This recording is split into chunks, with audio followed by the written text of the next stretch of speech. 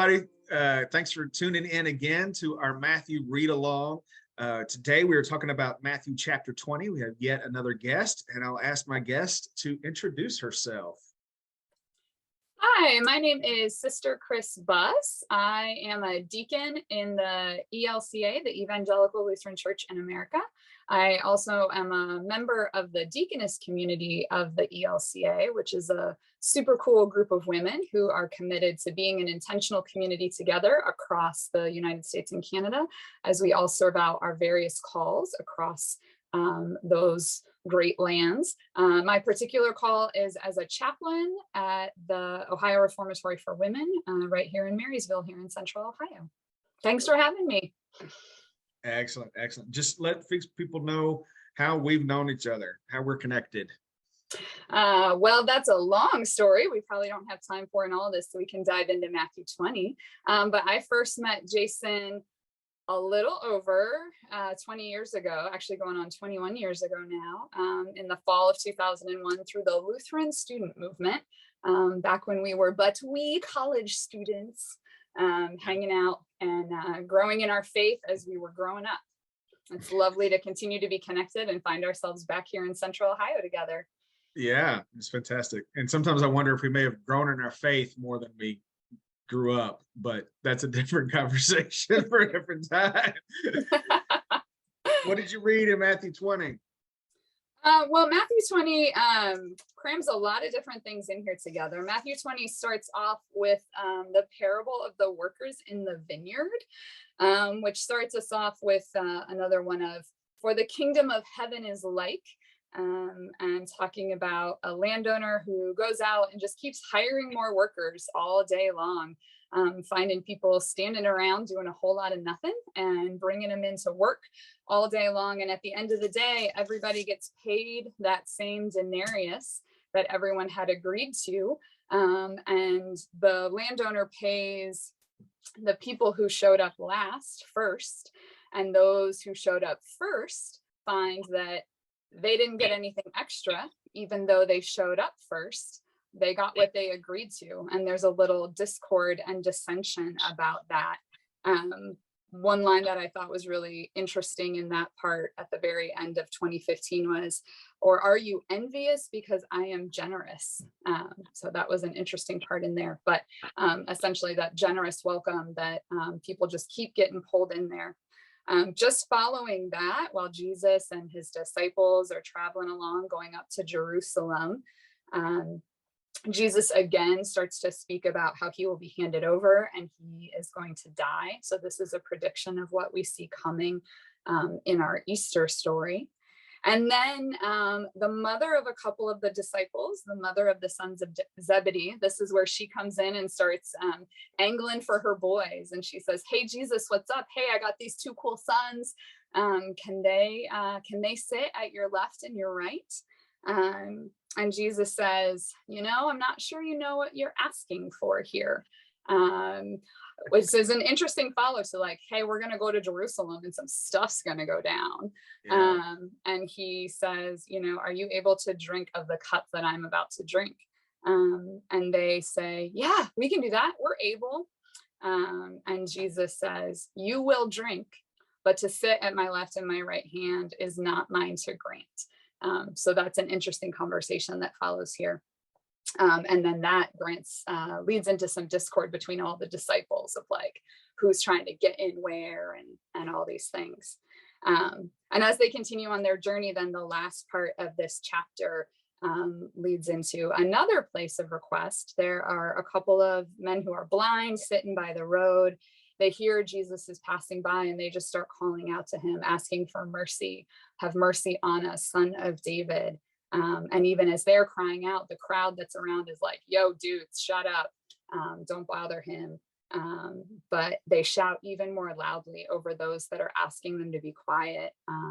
And Jesus says, what is it that you want? What are you asking for? And they said, let our eyes be opened.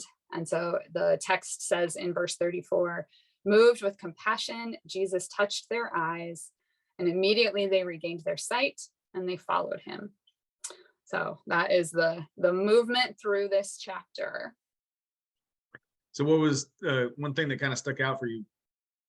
The biggest connection I saw through a couple of places in this chapter is, I would say, um, a connection or a line between generosity and greed. Mm, So starting with the vineyard and the workers of the landowner in this parable, the landowners just like generosity and generosity, and that conflict then around greed, and then how that kind of follows through in a few of the other sections. So with the mother of the sons of Zebedee kind of saying like, hey, what can my sons get in on? And is this like, what is she asking for, versus Jesus saying, you don't really know what you're asking for.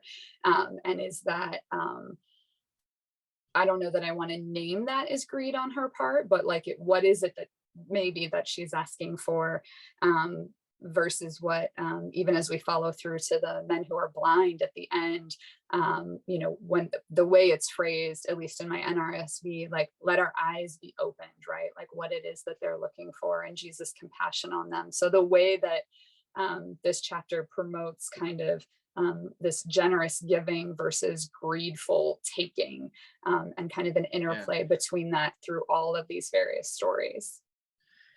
Yeah. One thing that keeps popping out for me, as been reading chapter, is who recognizes Jesus and Mhm, who recognizes the generosity of Jesus, mhm, right? So it starts all the way back. Been saying this a lot in a lot of these videos, but it starts all the way back with the Magi, right? They're outsiders. mhm, King Herod doesn't recognize Jesus, right? In fact, tries to have him assassinated. But the Magi, the Gentiles, come and kneel before him and offering gifts worthy of a king, right? So mhm, Jesus's kingship is recognized not by the establishment, not by the inside, not by those that should have known better, right? But is known by the outsiders. mhm, And there's some of the little bit of that, I think, with the parable of the wages, because it could be the sentiment of Gentiles haven't been a part of the tradition, and you want me to let them in to our mhm. tradition, and we're not going to get extra for all the generations of that we've been faithful and stuff, and yeah, come on in. Yep. Come on in. And the blind guys at the end, like the mother of Zebedee, is asking something from a worldview, a worldly worldview that made sense to her. She's not doing anything wrong, I don't think, but just from the sense of her, it's like, look, my son's just up and followed you and left the business, way back in the front of the book. They Mhm, ain't fishing anymore. She's thinking about what's going to happen to her. The sons are supposed to take care of her when her husband dies, and she's like, look, they're going to be about your business. They best stick with this too. And Jesus is like, you're functioning from this world, not from the kingdom. And the mhm. kingdom, you don't have to worry about whether or not you're going to be taken care of or not. Even with just like in that parable, like they signed up early, shouldn't they Right, get extra even than what was agreed to, kind of right, like you put in extra effort, so you should get more, right? right. And that's not God's economy, is not ours. No. No. Yeah. And then the blind guys at the end get it, right? They just, Jesus, son of David, royal title, Mhm, right? And they're like, we just want to see, man. And I think that open our eyes is both literal and metaphorical.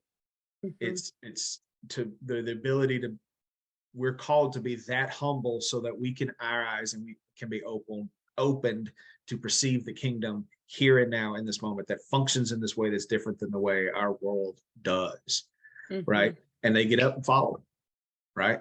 They don't ask for anything else. They just get up and follow him after they're healed. So Well, and um, doesn't that speak to the opening eyes, right? That it's not just like, okay, cool, we see, like we're out, but that their right, eyes are opened, and so they like join in the join in the in the community, kingdom. Yeah. join in the discipleship. Yeah. They become followers, and who knows what they go on to do. But yeah, that the response to God's grace is not continuing as we were. Mhm. God's grace is going in a different direction. Mhm. Yeah, Exactly. yeah. This is a good chapter. So Really appreciate you dropping your insights with us today, and want to encourage everybody to keep reading. We're down to the last week or so, folks. There's 28 chapters. This is chapter 20. Keep grinding, keep reading. Hit that like button, hit the subscribe button, share this video to your social media. That really helps us out. Also, support the ministries of St. Patrick's by going to pats-dublin.org/give. We're making a contribution today. We greatly appreciate that as well. Keep reading, y'all, and never, ever, ever forget God loves you more than you can possibly imagine.